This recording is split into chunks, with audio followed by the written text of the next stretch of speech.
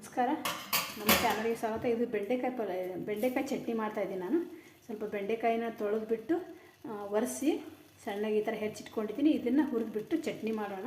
ಚೆನ್ನಾಗಿದೆ, ನೀರೆಲ್ಲ ಡ್ರೈ ಆಗೋ ತನಕ ಸ್ವಲ್ಪ ಇದು ಅಂಶ ಹೋಗೋವರೆಗೂ ಸ್ವಲ್ಪ ಹಾಗೆ ಫ್ರೈ ಮಾಡ್ಕೊಳ್ಳೋದಕ್ಕೆ. ಹಾಗೆ ಅದ್ರ ಜೊತೆಗೆ ಒಂದು ಮೆಣಸಿನ್ಕಾಯಿ ಕೂಡ ಹಾಕ್ತಾಯಿದ್ದೀನಿ ನಾನು ಮುರಿದ್ಬಿಟ್ಟು, ಇದು ಚಟ್ನಿ ಮಾಡೋಕ್ಕೆ ಅಂತ. ನೋಡಿ, 2 ಹಾಕಿದ್ದೀನಿ, ಒಂದು ಚಿಕ್ಕದು ಒಂದು ದೊಡ್ಡದು. ನೀವು ಖಾರ ಎಷ್ಟು ಬೇಕೋ ನೋಡ್ಕೊಂಡು ಹಾಕ್ಕೊಳ್ಳಿ. ಇವಾಗ ಇದಕ್ಕೆ ಎಲ್ಲ ಡ್ರೈ ಆಗಿದೆ. ಇವಾಗ ಸ್ವಲ್ಪ ಎಣ್ಣೆ ಹಾಕೋಣ. ಈ ಬೆಂಡೆಕಾಯಿ ಸ್ವಲ್ಪ ಎಣ್ಣೆ ಜಾಸ್ತಿ ಬೇಕು.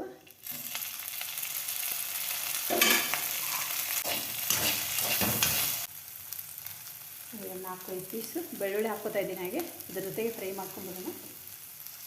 ಹಸಿದು ಕೂಡ ಹಾಕ್ಬೋದು, ಇಲ್ಲೇ ಹಸಿ ವಾಸನೆ ಬರುತ್ತೆ ಅಂತ ಹಾಗೆ ಫ್ರೈ ಮಾಡ್ಕೊತಾ ಇದ್ದೀನಿ. ಬೆಂಡೆಕಾಯಿ ಫ್ರೈ ಆಗಿದೆ, ಇವಾಗ ಆಫ್ ಮಾಡ್ತಾಯಿದ್ದೀನಿ. ಸ್ವಲ್ಪ ಆರಾದಮೇಲೆ ಮಿಕ್ಸಿಗೆ ಹಾಕೋಣ. ಇದಕ್ಕೆ ಇದೆಯಲ್ಲ ಎಲ್ಲ ಆರಿದೆ. ಇವಾಗ ನಾನು ಮಿಕ್ಸಿ ಜಾರಿಗೆ ಹಾಕ್ಕೋತಾ ಇದ್ದೀನಿ ಎಲ್ಲ ಬೆಂಡೆಕಾಯಿನ. ಇದಕ್ಕೆ ಸ್ವಲ್ಪ ಉಪ್ಪು ಹಾಕೋಣ. ಇವಾಗ ತುಂಬ ಈಸಿ ಇದು, ರೊಟ್ಟಿ ಚಪಾತಿ ಜೊತೆ ತುಂಬ ಚೆನ್ನಾಗಿರುತ್ತೆ. ಸ್ವಲ್ಪ ಉಪ್ಪು ನೋಡ್ಕೊಂಡು ಹಾಕ್ಕೊಳ್ಳಿ. ಇದನ್ನು ಮಿಕ್ಸಿ ಹಾಕ್ಕೊಂಬರ್ತೀನಿ. ನೋಡಿ, ಈ ಥರ ಆಗಿದೆ. ಸ್ವಲ್ಪ ಲೊಳೆ ಬರುತ್ತೆ. ತುಂಬ ಮಿಕ್ಸಿ ಹಾಕೊಳ್ಳೋದೇನು ಬೇಡ, ಸ್ವಲ್ಪ ಹಾಕ್ಕೊಂಡ್ರೆ ಸಾಕು. ಚೆನ್ನಾಗಿರುತ್ತೆ ರೊಟ್ಟಿ ಚಪಾತಿ ಜೊತೆಗೆ. ಸ್ವಲ್ಪ ಈ ಚಟ್ನಿ ಲೊಳೆ ಇರುತ್ತೆ. ಇದಕ್ಕೆ ಸ್ವಲ್ಪ ತುಪ್ಪ ಹಾಕ್ಕೊಂಡು ಚಪಾತಿ, ರೊಟ್ಟಿ, ಅನ್ನದ ಜೊತೆಗೂ ತಿನ್ಬೋದು.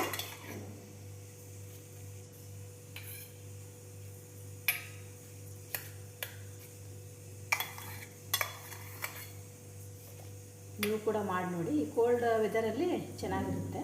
ಬಿಸಿ ಬಿಸಿ ಚಪಾತಿ, ಬೆಂಡೆಕಾಯಿ ಚಟ್ನಿ, ತುಪ್ಪ ಹಾಕ್ಕೊಂಡು ತಿನ್ನೋದ್ರಲ್ಲಿ.